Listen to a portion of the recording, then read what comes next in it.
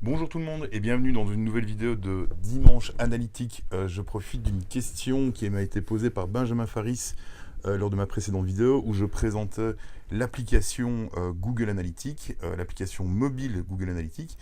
Et Benjamin Faris me demande, pouvez-vous faire la différence avec Google Tag Manager? Donc pour bien comprendre, ce sont vraiment deux outils totalement différents, mais qui vont pouvoir communiquer ensemble et travailler ensemble. Donc, rapidement, en quelques mots, qu'est-ce que Google Analytics? Google Analytics est un outil de statistique qui permet à tout administrateur de site web ou d'application mobile de pouvoir analyser les différentes sources de trafic, les différentes données qui sont collectées dans le compte justement par une balise analytique. L'outil d'analyse permet de qualifier vos audiences, vous permet de surtout analyser leur performance, comprendre ce qui ne fonctionne pas à travers le site web, ce qui pourrait être amélioré. On peut analyser forcément les meilleures sources de trafic qui viennent sur votre site internet ou sur votre application. Tandis que Google Tag Manager, c'est un gestionnaire de script. Et un gestionnaire de script, c'est quoi? Un gestionnaire même de balises. C'est un outil qui permet en fait de placer assez facilement des balises sur un site internet.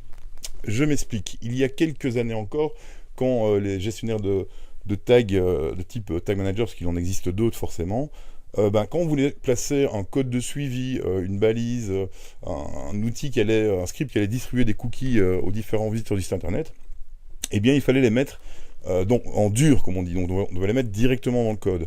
Et bien maintenant, grâce à des outils de tag, d'assistants de tag, de Tag Manager, on peut directement mettre simplement une seule fois Google Tag Manager sur le site internet, et après il va gérer toutes ces balises. Donc on met une seule fois le script Google Tag Manager, et après on va pouvoir ici, à travers l'interface que vous voyez actuellement à l'écran, on va pouvoir gérer toutes ces balises en fonction de ce que l'on désire qu'elle fasse. Donc une balise, c'est quoi? Rapidement, si je vous montre une balise Google Analytics, donc ici je suis dans le compte démonstration de Google Analytics, et je peux aller dans l'administration.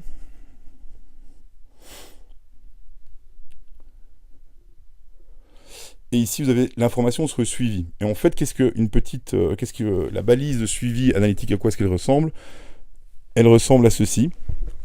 Et c'est simplement grâce à ce petit script placé sur votre site internet ou encore sur votre application mobile, ce sera certainement un petit peu différent, et l'installation est totalement différente également, et bien vous allez pouvoir collecter les données de votre site web, les sources de trafic, les différentes performances que vous pouvez analyser, mais également aussi placer des objectifs, etc. C'est vraiment le but de Dimanche Analytique, c'est de vous expliquer tout ce que l'on peut faire avec Google Analytics et comment est-ce que maîtriser cet outil-là est vraiment très bénéfique pour pouvoir améliorer constamment la performance de votre site web.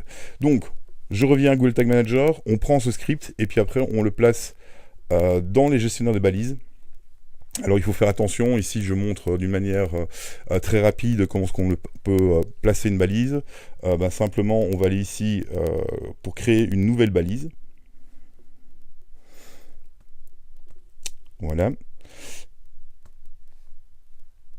Et je peux simplement décider des balises qui sont déjà préconçues, où on va simplement mettre, dans ce cas-ci, l'ID de suivi. Ou alors, si je ne retrouve pas la société que je veux connecter dessus, enfin l'outil que je veux connecter dessus, je peux simplement mettre une balise personnalisée HTML. Et donc ici, on colle simplement le script qu'on a vu ici. Voilà, je le colle.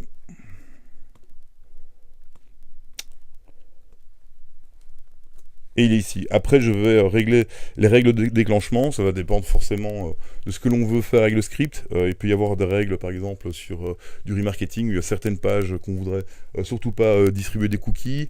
Bon, tout ça, on pourra y revenir plus tard. Mais c'était simplement pour montrer à quoi servait Google Tag Manager. Donc, c'est un gestionnaire de script. Et si vous voulez un petit peu voir aussi rapidement combien de scripts est-ce qu'on peut trouver sur des sites web, je vais vous vite montrer. On va aller sur Amazon. Petit instant.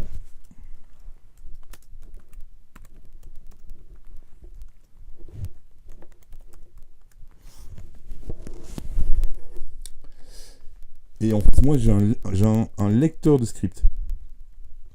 Et le lecteur de script, il est ici. Ça s'appelle Ghostery.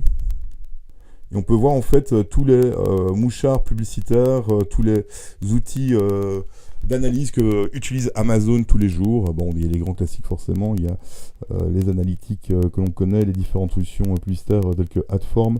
On peut voir qu'ils utilisent Adobe Analytics. Hop, je viens de le perdre.